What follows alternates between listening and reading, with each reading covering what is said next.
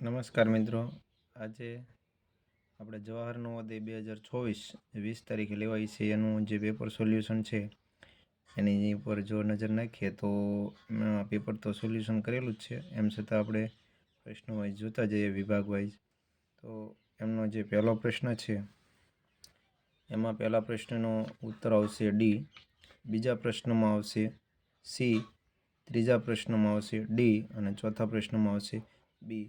વિભાગ વાઇઝ દરેક મિત્રોને છે એ અલગ અલગ પ્રશ્નના ક્રમ હશે, પણ તમે આની અંદર જોઈ લેશો એટલે તમને એના ઉત્તરની છે એ ખ્યાલ આવી જશે. તો પહેલા વિભાગની અંદર છે એ આ રીતના છે એના જવાબ આવેલા છે. આકૃતિની અંદર તો બહુ સમજાવવાની જરૂર નથી, ખાલી ઉપરથી જોઈ લેશો તો પણ તમને ખ્યાલ આવી જશે, કારણ કે આકૃતિ ઓલ ઓવર બધા જ બાળકોને લગભગ સાચી હોતી હોય છે, એમ છતાં છે એ જોઈ લેવી. તો વિભાગ નંબર 2 જોઈએ. વિભાગ નંબર 2ની અંદર પણ 4 પ્રશ્નો છે, એની અંદર પણ 4 પ્રશ્નો હતા. એની અંદરની જે આકૃતિઓ છે એના જવાબ જોઈએ. હવે છે વિભાગ નંબર 2ની આકૃતિના જવાબ જોઈ લઈએ. તો પાંચમો જે પ્રશ્ન છે એનો ઉત્તર આવે છે ડી, છઠ્ઠો જે પ્રશ્ન છે એનો ઉત્તર આવે છે બી, સાતમાનો પણ બી અને આઠમાનો ડી. એટલે કે 2 પ્રશ્નના ઉત્તર ડી આવે છે અને 2ના ઉત્તર બી આવે છે. આ છે એ પ્રશ્ન નંબર ભાગ નંબર 2ના છે એ 4 પ્રશ્નોના ઉત્તર આ રીતના છે. હવે ભાગ નંબર છે એ 3 છે. 3ની અંદર 4 પ્રશ્નો છે અને 4 પ્રશ્નોના છે એ જવાબ આ રીતના છે. તો પ્રશ્ન નંબર 9ની અંદર ઉત્તર આવે છે બી, 10ની અંદર આવે છે સી, 11ની અંદર આવે છે ડી અને 12ની અંદર આવે છે એ. આકૃતિની અંદર છે એ બહુ સમજાવવા જેવું છે નહીં, કારણ કે લગભગ મોસ્ટ ઓફ બધાને ખ્યાલ જ હોય છે કે એના જે પાર્ટ છે એ અંદરથી લીધેલા હોય છે. હવે ભાગ નંબર છે એ 4 જોઈએ. 13થી 16 છે. તો 13મા પ્રશ્નનો જવાબ આવશે એ, 14મા પ્રશ્નમાં જવાબ આવશે બી, 15માં આવશે બી અને 16માં પણ બી. તો આ રીતના છે ભાગ નંબર 4ની અંદર જે 4 આકૃતિઓ છે એના જવાબ છે આ રીતના આવશે. હવે ભાગ નંબર 5 જોઈએ.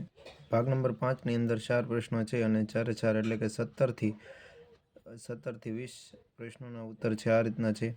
17માનો ઉત્તર છે સી, 18માનો ઉત્તર છે બી, 19નો ઉત્તર છે સી અને 20મી આકૃતિ છે એનો પણ ઉત્તર છે સી. આ રીતની છે એ આકૃતિના જવાબ આપેલા છે. ત્યારબાદ છે એ વિભાગ નંબર 6 જોઈએ. વિભાગ નંબર 6ની અંદર છે 21થી 24 પ્રશ્નો આપેલા છે. એમાં 21 નંબરની આકૃતિનો ઉત્તર આવે છે બી, 22 નંબરમાં આવે છે એ, 23 નંબરમાં 1 મિનિટ જોવાનું રહી ગયું છે અને 24 નંબરમાં આવે છે સી. તો 23 નંબરની અંદર આવે છે એ જવાબ આવે છે, કારણ કે આ જે આકૃતિ છે એ અહીંયા બંધબેસતી થઈ જાય છે, એટલા માટે એ જવાબ આવશે, એ જે આપણે બાકી રહી ગઈ હતી. હવે વિભાગ નંબર છે એ 7 આવે છે. 7ની અંદર 25થી 28 પ્રશ્નો આપેલા છે, જે આ મુજબ છે. એમાં પ્રશ્ન નંબર 25નો જવાબ આવે છે સી, 26નો જવાબ આવે છે એ, 27માં પણ એ આવે છે અને 28માં પણ એ આવે છે. તો આ રીતના છે એ વિભાગ નંબર 7ના છે એ જવાબ આપેલા છે. હવે વિભાગ નંબર 8 જોઈએ. વિભાગ નંબર 8માં છે એ 29થી લઈ અને 32 પ્રશ્નો આપેલા છે. એના જવાબ છે એ કંઈક આ રીતના છે. 29ના જવાબમાં સી આવે છે, 30માં એ આવે છે, 31માં બી આવે છે અને 32ની અંદર એ આવે છે. આ રીતના છે એ આકૃતિના પ્રશ્નોના જવાબ આવે છે. હવે આપણે ભાગ નંબર છે એ 9 જોવાના છીએ અને 9ની અંદર છે એ 33મા પ્રશ્નનો જવાબ એ આવે છે, 34મા પ્રશ્નની અંદર જવાબ સી આવે છે, 35મા પ્રશ્નની અંદર જવાબ બી આવે છે અને 36મા પ્રશ્નની અંદર ડી જવાબ આવે છે. ત્યાર પછી ભાગ નંબર 10 જોવાના છીએ અને 10ની અંદર છે એ 37થી 40 એટલે કે 37મા પ્રશ્નનો જવાબ આવશે સી, 38મા પ્રશ્નનો જવાબ આવશે એ, 39મા પ્રશ્નનો જવાબ આવશે સી અને 40મા પ્રશ્નનો જવાબ આવશે એ. આ રીતના છે એ આકૃતિના પ્રશ્નના જવાબ છે. અહીંયા છે એ આકૃતિ છે એ પૂરી થઈ ગઈ છે. હવે આપણે છે એ ગણિતના પ્રશ્નોના જવાબ જોવાના છીએ. તો વિભાગ બીજો એટલે કે પહેલો વિભાગ છે એ આકૃતિનો હતો અને ત્યાં છે આપણે 40 પ્રશ્નો છે એ પૂરા કર્યા છે. હવે અહીંયા 40 થી 60 એટલે કે 20 પ્રશ્નો છે એ ગણિતના આપ્યા છે. તો ગણિતના પ્રશ્નોના જવાબ છે એ જોઈએ તો 41ની અંદર છે એનો જવાબ આવે છે સી. એમાં એવું કીધું છે દશાંશ સ્વરૂપમાં રૂપાંતર કરવાનું છે એટલે કે 31 આખા છે અને 7/16 કરવાના છે. તો 31 આખા છે અને એને 7 ને 16 વડે ભાંગશો એટલે વિભાગનું એનો જવાબ આવશે સી. ત્યારબાદ છે 42 છે. જો કોઈ વસ્તુને વેચવાથી 2540નો લાભ મળે છે અને તે જ વસ્તુને વેચવાથી 1850ની હાનિ થાય છે તો તેના બરાબર છે વસ્તુનું ક્રય મૂલ્ય. તો આનો જવાબ આવે છે 2195 કે લાભી થાય છે ને હાનિ થાય છે. તો પ્રશ્ન નંબર 43 એમાં a/b એક અપૂર્ણાંક છે જેમાં a બરાબર b-3 અને a+10/b માઇનસ a/b બરાબર 10/7 છે. તો ab નો અપૂર્ણાંક કેટલો છે? તો ab નો અપૂર્ણાંક છે એ શોધવાનો છે. જ્યાં a છે ત્યાં છે એ આપણે b-3 મૂકવાનું છે અને સાદુરૂપ આપશો એટલે એનો જવાબ આવશે સી. એના પછીનો છે 44મો પ્રશ્ન છે. જો એક ચોરસની દરેક બાજુ 1/3 થઈ જાય તો ચોરસનું ક્ષેત્રફળ કેટલું થઈ જશે? તો એમાં ક્ષેત્રફળ થશે 1/9. ત્યારબાદ છે એક લંબચોરસ પ્લાન્ટનું ક્ષેત્રફળ 616 સ્ક્વેર મીટર છે જ્યારે એની પહોળાઈ 22 મીટર છે અને એના સોમેર ફરતે વાડ લગાવવાનો ખર્ચ છે 7.50 પ્રતિ મીટરના દરે શું છે? તો એ લંબચોરસનું જે ક્ષેત્રફળ છે એ 616 આપ્યું છે અને એની પહોળાઈ આપી છે પણ લંબાઈ આપી નથી. હવે લંબાઈ નથી આપી એટલે શું કરવાનું છે કે લંબચોરસનું ક્ષેત્રફળ બરાબર છે એ 616 બરાબર તો 616 માંથી 22 બાદ કરશો એટલે એની લંબાઈ છે એ મળી જશે. તો ત્યારબાદ છે એ લંબાઈ અને પહોળાઈ બે મળી ગયા પછી છે એનો આપણે પરિમિતિ શોધી લેવાની છે કારણ કે પરિમિતિ છે એ ચારે બાજુનો માપ આવી જશે લંબાઈ અને પહોળાઈ. તો 2 કૌંસમાં લંબાઈ વત્તા પહોળાઈ કરશો એટલે તમને એની છે એ પરિમિતિ મળી જશે અને ગુણ્યા છે એ 7.50 ભાવે છે એ ભાવ લગાડવાનો છે એટલે 4620 એટલે સી જવાબ આવશે. ત્યાર પછી 46મો પ્રશ્ન છે. એમાં છે એ 46મા પ્રશ્નનો જવાબ છે એ બી આવશે કે 8 કલાક. એક મશીન 1 મિનિટમાં 12 પાના છાપી શકે છે તો 5760 પાનાને છાપવાનો કેટલો સમય લાગશે?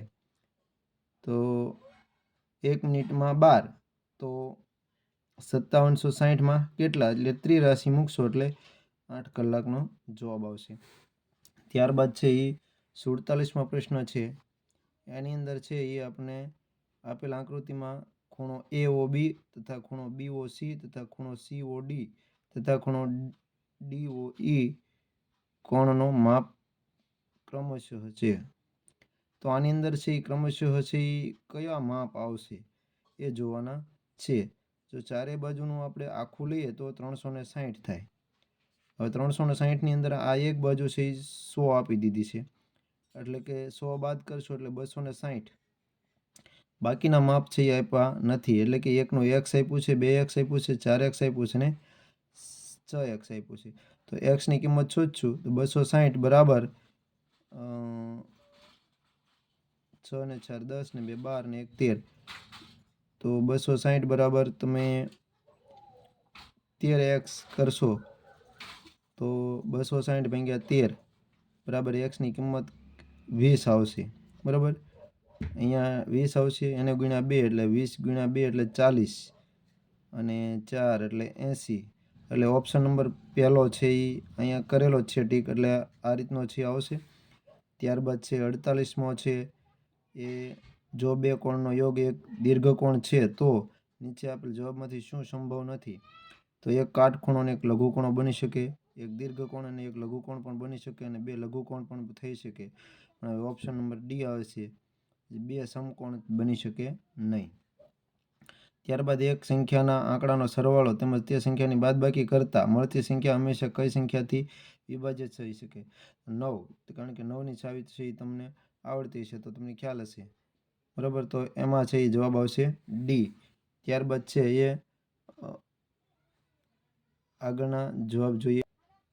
પ્રશ્ન નંબર 50માં છે એ સુમિતનું વજન 107 કિલોગ્રામ છે અને સંયજનું વજન છે એ 82 કિગ્રા છે.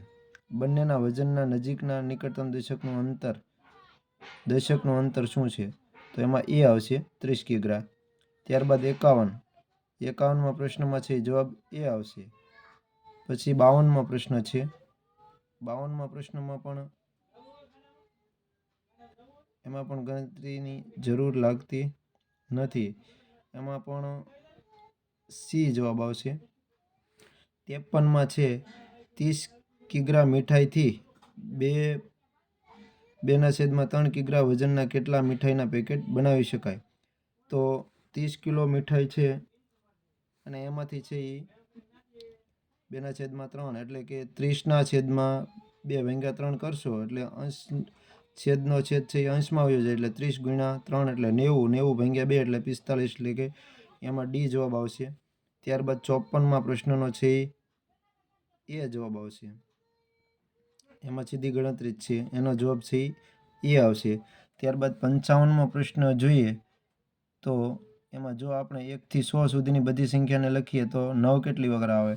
તો એ તો બધાને ખ્યાલ જ હોય છે, ગણી લેશો, એમ ગણશો તો પણ ચાલશે ને ખ્યાલ હશે તો પણ ચાલશે, 20 વખત આવે છે.